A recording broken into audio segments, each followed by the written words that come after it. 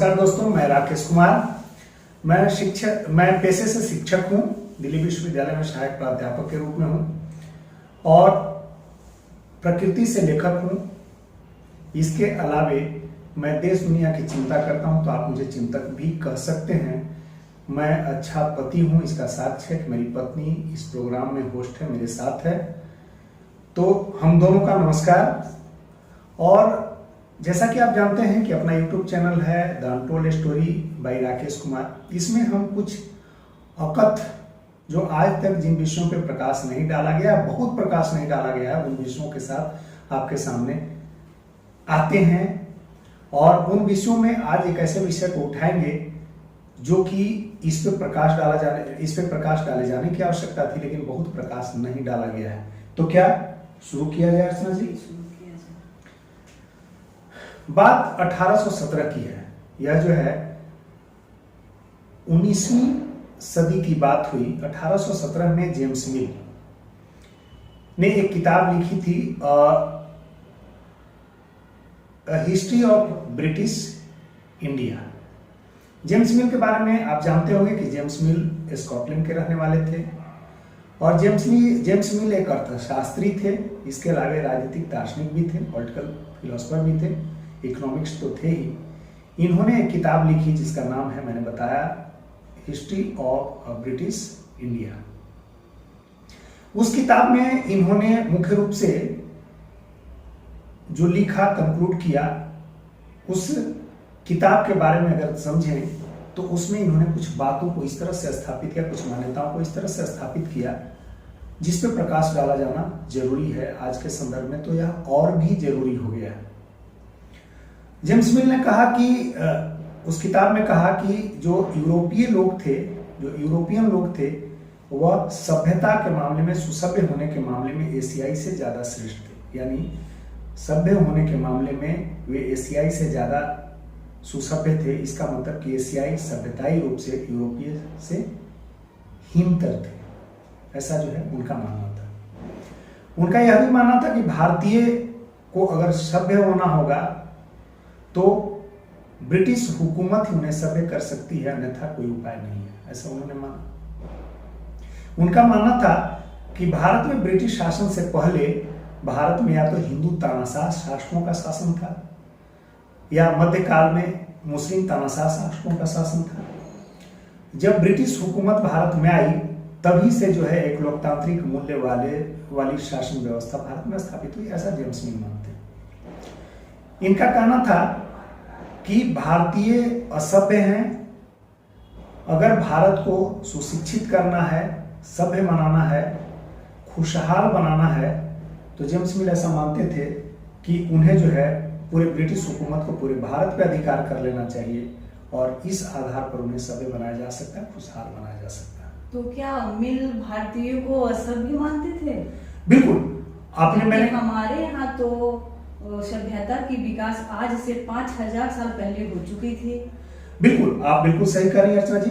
सभ्यता का विकास, हड़प्पा सभ्यता का विकास लगभग 2500 BC यानी ईसा के जन्म से लगभग 2500 साल पहले हो चुका था।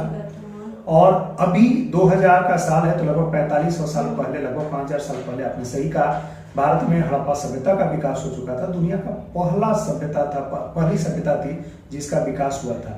वैसी स्थिति में भारत का ये सोचना कहाँ तक जायज है कि वही कहते थे कि भारतीय असभ्य हैं? बिल्कुल। अब मैं इस पे प्रकाश डालता हूँ कि आखिर ऐसा क्यों कहना चाहते थे, ऐसा क्यों कहते थे।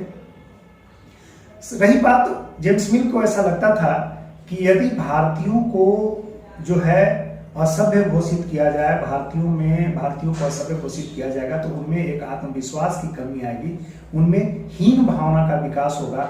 और जैसा कि आपको पता है कि अगर किसी व्यक्ति में आत्मविश्वास को कमजोर कर दिया जाए, उसके आत्मविश्वास को तोड़ दिया जाए, तो ऐसी स्थिति में हमेशा गुलामी ही पसंद करता है। मीन्स पूरी दुनिया मानती है कि भारत जो है विश्व गुरु रहा है। पूरी दुनिया मानती है भारत सोने की चिड़िया थी।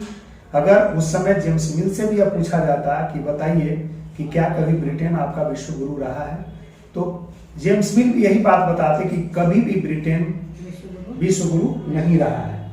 तो जब भारत विश्व गुरु रहा था, यहाँ प्राचीन काल में जो शिक्षण की व्यवस्था थी वह आश्रमों में होती थी, आश्रम व्यवस्था थी, गुरुकुल में बच्चे जाते थे और उसका एक काल था, विद्यार्थी जीवन का काल था। शुरुआत के जो 25 साल थे, ऐसा माना जाता था, औसत उम्र जो है 100 साल मानी जाती थी मनुष्यों की। और वैसी स्थिति में शिक्षण की जो व्यवस्था थी, प्रारंभिक जो ब्रह्मचर्य का साल था वो 25 साल थे, प्रारंभिक 25 साल थे। उसमें बच्चे माँ बाप से दूर गुरुकुलों में जाते थे और आश्रम व्यवस्था थी, उस आश्रम व्यवस्था में बच्चे पढ़ते थे। और वैसी आश्रम व्यवस्था, वहां से पढ़ने वाले बच्चे जो है वेद पुराण, जो तमाम तरह के जो ज्ञान विज्ञान की चीजें थी, उसमें वो जो है विद्वान हुआ करते थे। इस तरह के इतिहास को बिल्कुल नकार रहे हैं। ऐसे जो रीच इतिहास और जो कल्चर और संस्कृति वाली जो बात है, उसको भी मिल्स नकार रहे हैं। इसका मतलब है कि वो चाहते हैं कि भारतीयों में जो अगर हम ऐसी बात करेंगे, उन्हें असभ्य घोषित करेंगे, तो उनमें आत्मविश्वास टूटेगा।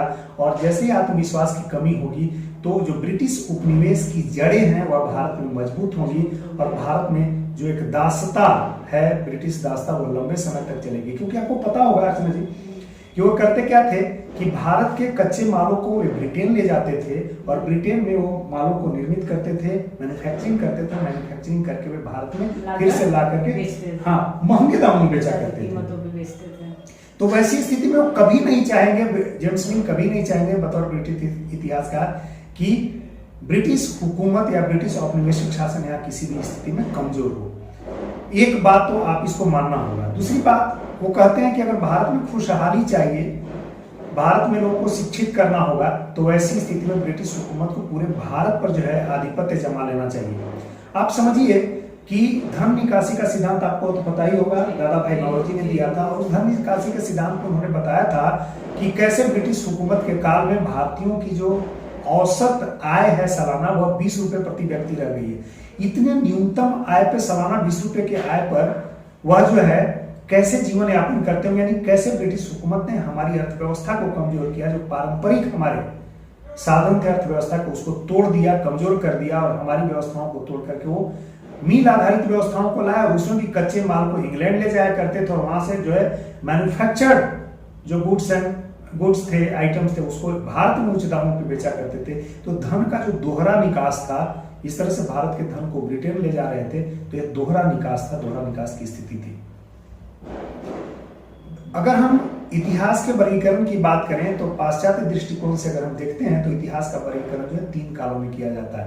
प्राचीन इतिहास, मध्यकालीन इतिहास, भारत के इतिहास को भी अगर उसी काल में बांटे तो प्राचीन भारत का इतिहास, मध्यकालीन भारत का इतिहास और आधुनिक भारत का इतिहास।